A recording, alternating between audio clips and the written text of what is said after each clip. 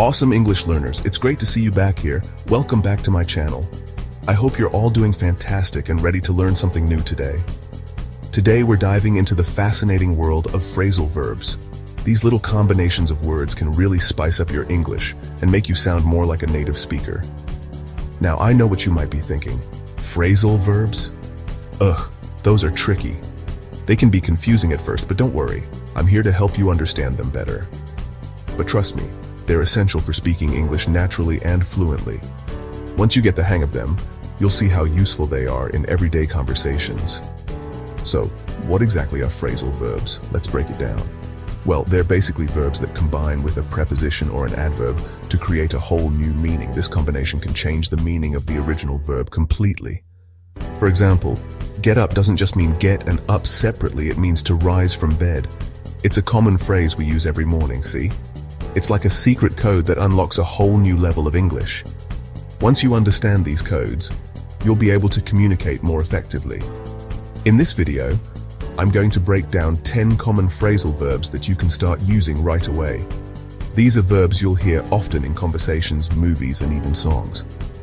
We'll go through their meanings, I'll give you some clear examples, and by the end you'll be feeling confident enough to use them yourself. I'll also share some tips on how to remember them easily. So, are you ready to unlock these phrasal verb secrets? Let's get started. Grab your notebook, and let's dive into the exciting world of phrasal verbs together. You're going to love it. Our first phrasal verb is get up. Now, you might already know this one, but stick around because we're going to look at some different ways you can use it. The most common meaning of get up is to physically get out of bed in the morning. For example, you might say, I get up at 7 a.m. every day. Simple, right? But get up can also be used in other contexts.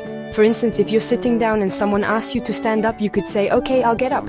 Here's another example. Imagine you're at a concert and your favorite song comes on. You might say to your friend, let's get up and dance. See, get up can be used in lots of different situations. Next up, we have look after. This phrasal verb is all about taking care of someone or something. For example, if you're going on vacation and need someone to watch your pet, you might ask a friend, can you look after my cat while I'm away? Look after can also be used for people. You might say, she looks after her younger brother after school. It's not just about people and pets though. You can also look after things. For instance, he looked after the garden during the summer means he took care of the plants and made sure they were healthy. So remember, look after means to care for someone or something, whether it's a furry friend, a family member, or even a garden. Have you ever bumped into someone unexpectedly? It's one of those moments that can completely change your day. You might be walking down the street, lost in your thoughts, and suddenly, you see a familiar face. It's a mix of surprise and joy, and sometimes even a bit of confusion. These encounters can be brief, but they often leave a lasting impression. That's what run into means. It's a phrase we use to describe those unexpected meetings. The term itself carries a sense of spontaneity and surprise. It's not something you plan for, but when it happens, it can be quite memorable. It's all about those surprising and unplanned meetings. Imagine you're on your way to work, and you suddenly see an old friend you haven't spoken to in years. The joy of reconnecting, even if just for a few moments, can brighten your entire day. For example, you might be walking through the mall and suddenly see a familiar face. The hustle and bustle of the mall fades away as you catch up with someone you didn't expect to see. These moments remind us of the small world we live in. You could say, guess what? I ran into an old friend at the mall today. It's a simple phrase, but it conveys the excitement and surprise of the encounter. These spontaneous meetings can lead to rekindled friendships and new memories. Run into can also be used for encountering problems. Life isn't always smooth sailing, and sometimes we face unexpected challenges. These can be just as surprising as running into an old friend, but they require a different kind of response. Let's say you're working on a project and you hit a snag. Maybe the software you're using crashes, or you realize you've made a mistake that needs fixing. These moments can be frustrating, but they're also opportunities to learn and grow. You might say she ran into some problems with her project and had to start over. It's a way of acknowledging the challenges we face and the effort it takes to overcome them. Every obstacle is a chance to improve and find better solutions. But don't worry, run into isn't always about negative things. In fact, it often leads to positive experiences and happy surprises. Life is full of unexpected moments that can bring joy and excitement. It can also be used for happy coincidences. These are the moments that make life interesting and unpredictable. You never know who you might run into or what new opportunities might arise from these chance encounters. Like this. They ran into each other at the park and decided to have a picnic. What started as a simple walk in the park turned into a delightful afternoon with friends. These are the moments we cherish and remember. So, next time you unexpectedly meet someone or encounter an issue, you know what to say. I ran into. Whether it's a person, a problem, or a happy coincidence, these moments add color and excitement to our lives. Embrace the unexpected and see where it takes you. Give up is a powerful phrasal verb that means to stop trying or to quit something.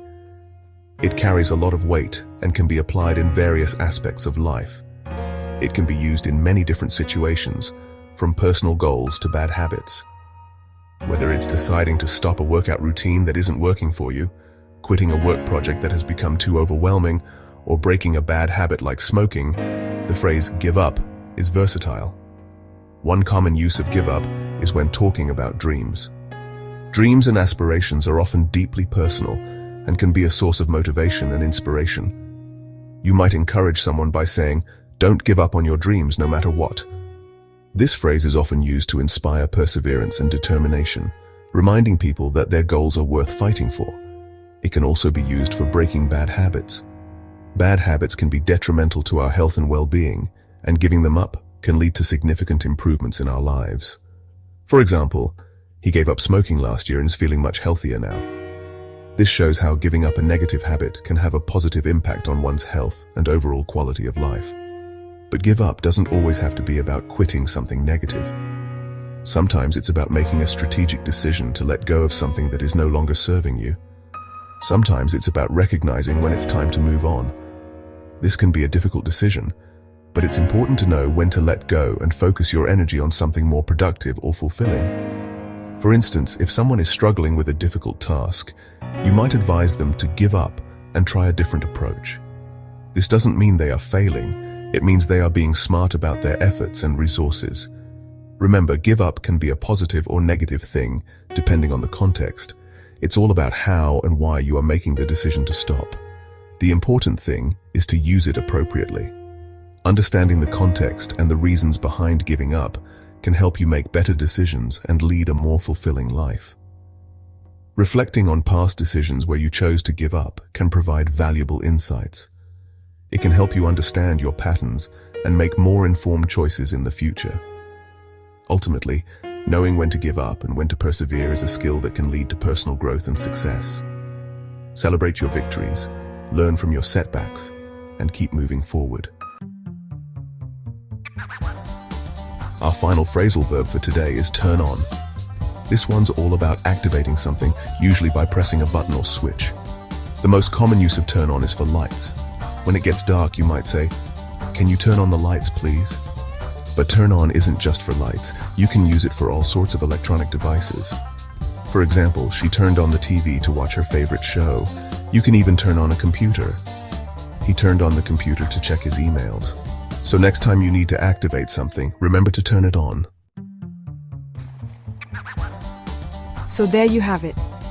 5 common phrasal verbs that you can start using right away. Remember, using phrasal verbs will make your English sound much more natural and fluent.